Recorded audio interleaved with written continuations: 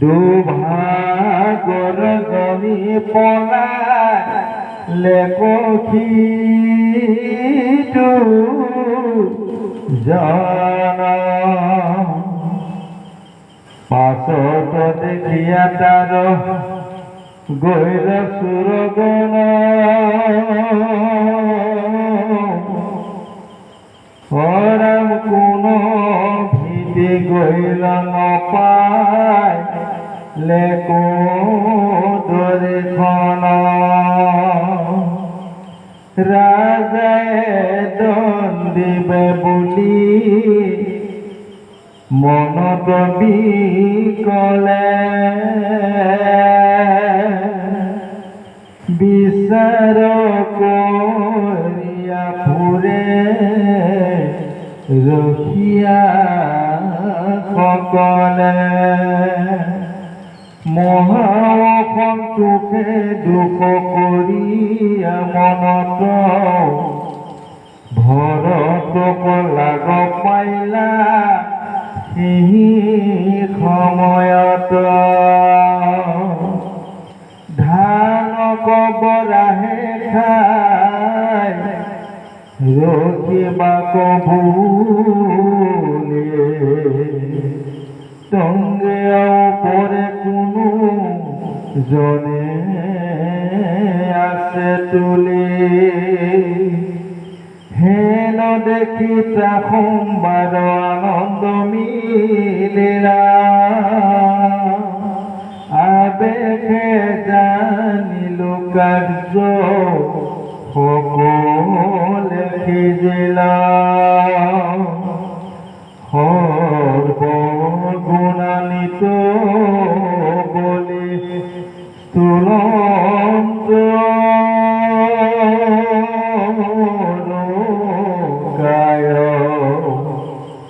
ভদ্রকালে তুষ্ট হইবে আরতে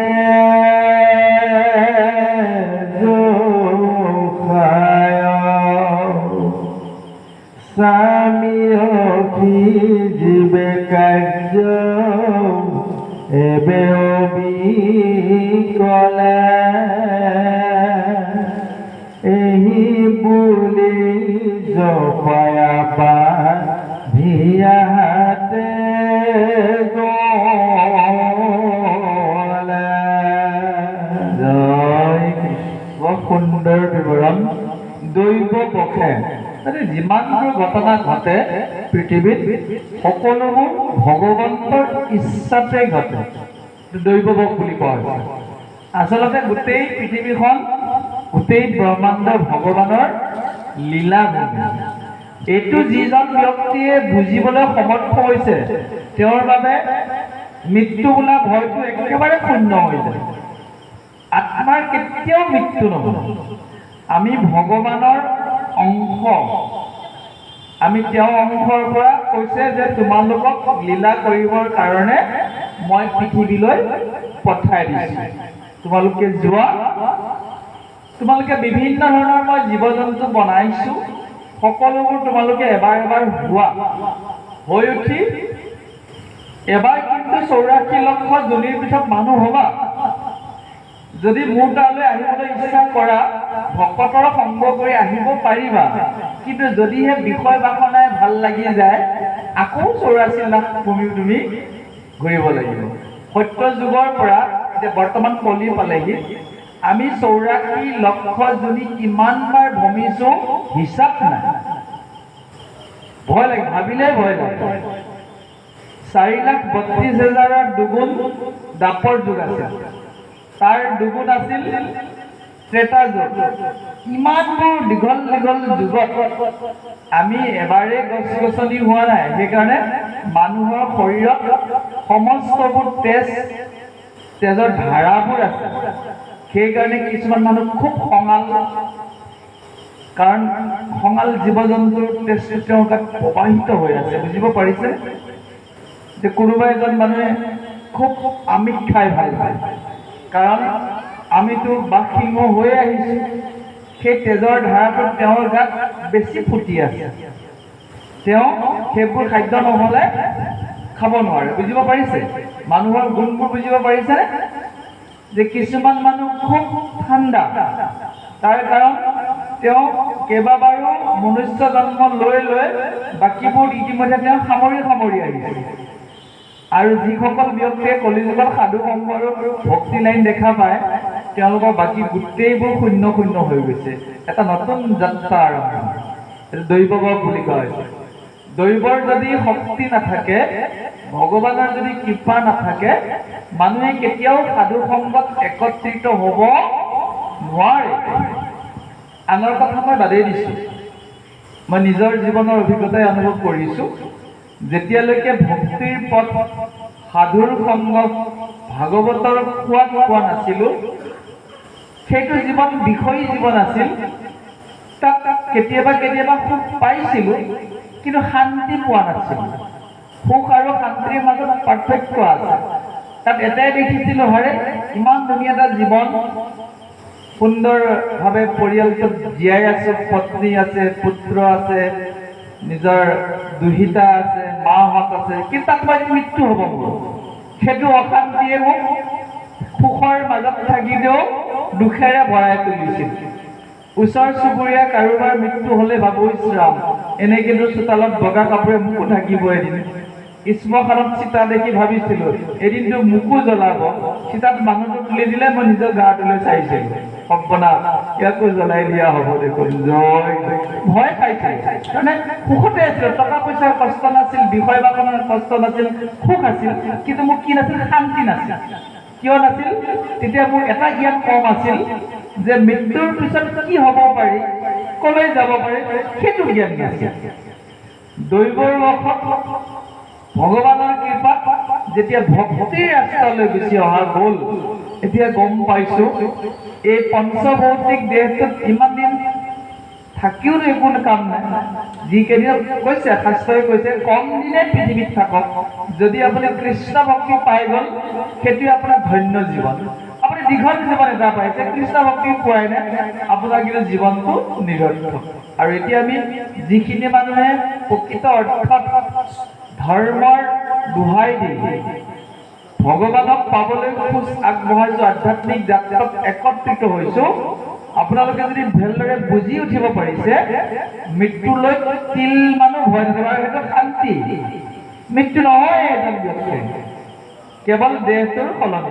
কি কৈছে? দৈৱ বশে, যে দৈৱ বশে ধৰি অনা চোৰজন ৰাস্তাতে মুকলি হৈ পলাই গ'ল। পলাই যোৱা বাকীবোৰৰ চোৰে চাইছে কোনফালে গ'ল, কিন্তু ৰাতিখন কোনফালে গ'ল গমেই নাপালে। কৈছে পাছত দেখিয়া তাৰ গৈল চোৰ গল, কোন ভীতি গৈল নপাইলে দৰিখন, গমেই নাপালে কোনফালে গ'ল। হাহাকাৰ লাগি গ'ল। অলপ পিছতে বলি আৰম্ভ হ'ব। যদি বলিজনক পোৱা নাযায়, যাক যাক ৰখীয়া দায়িত্ব দিছিল, এৰিব ৰজাই নেৰে। ৰাজায়ে দণ্ডিবে বুলি মনত বিকলে, বিচাৰি কৰিয়া ফুৰে ৰখীয়াসকলে। ৰাতিয়ে বিচাৰ খচা কৰিছে, ক'ৰবাত ধাননি পথাৰত, ক'ৰবাত বাৰী চুকত কোনোবা আছে নেকি।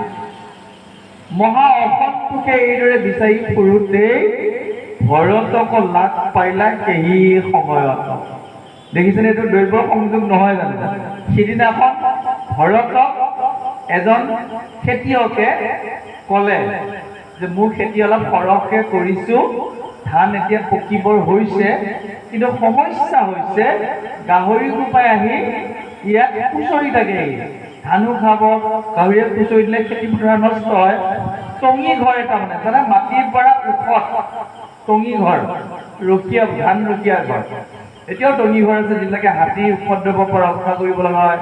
পবিতৰাত দেখা যায় গড়ৰ কাৰণে টঙি ঘৰ বনাইছে, তাতে তুলি থৈ আহিলে।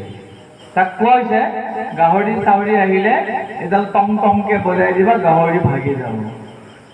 সৌভাগ্যবশতঃ মানুহ বিচাৰি ফুৰিছে গৈ এইকেইজনে গৈ পালে গ'লে, কিন্তু মাত বোল নিদিয়ে। আইতাই কোন? মাত বোল নাই। উঠি গ'ল চোৰৰ দল, নমাই লৈ দেখিছে, বাহ হৃষ্ট পুষ্ট মহা ভালেই হ'ব। চিন্তা ভাৱনা নাই, গম পাইছে? আচলতে একাগ্ৰ কৃষ্ণ ভক্ত হলে যদি হৃদয়ত কৃষ্ণক আপুনি ধাৰণ কৰাৰ ক্ষমতা হয়, পুৰা আপুনি নিৰোগী হৈ যাব। এটা খাটাং সিদ্ধান্ত, কিন্তু সেইটো ফৰ্মুলা আপুনি জানি ল'ব লাগিব। নাজানাকে আধৰুৱাকে কৰিলে আপুনি পিছত ৰোগাক্ৰান্ত হলে সেইটো আমাক দেখিব লগা নাই। যদি আপুনি আপোনাৰ হৃদয়ত কৃষ্ণক আৱিষ্কাৰ কৰে, আৱিষ্কাৰ মানে বুজি পাইছে? কলম্বাছে আমেৰিকা আৱিষ্কাৰ কৰে। আমেৰিকাখন মানুহৰ সৰ্বসাধাৰণৰ পৰা আঁতৰত আছে, এটা সময়ত তেওঁলোকে আৱিষ্কাৰ কৰিলে। ঠিক সেইদৰে আপুনি যদি আপোনাৰ হৃদয়ত কৃষ্ণক আৱিষ্কাৰ, আপোনালোকে ভক্তি আৱিষ্কাৰ কৰিলে, আপোনালোকে বৰ্তমান কি আৱিষ্কাৰ কৰিছেনে? যে এনে ঠাই বহি শুই থকাতকৈ দেওবাৰে অকণমান সময় কৃষ্ণৰ কথা শুনিলে শান্তি আৰু ভক্তিৰ আছে, আপুনি এইটো আৱিষ্কাৰ কৰিছে। সেইকাৰণে আহিছে নিয়মতে দাপদপীয়া বৰষুণ পৰিছে দিনত, হ'বই নালাগিছিল ইমানবোৰ ভকত, হয়নে? তাৰ মাজতে হৈছে, মানে আপোনালোকে আৱিষ্কাৰ কৰিছে দেওবাৰৰ এই শুভ সন্ধিয়াটোত আমি এটা বস্তু লাভ কৰিম, সেইটো হৈছে শান্তি, যিটো মৰিগাঁও টাউনৰ কোনোখন দোকানতে পোৱা নাযায়।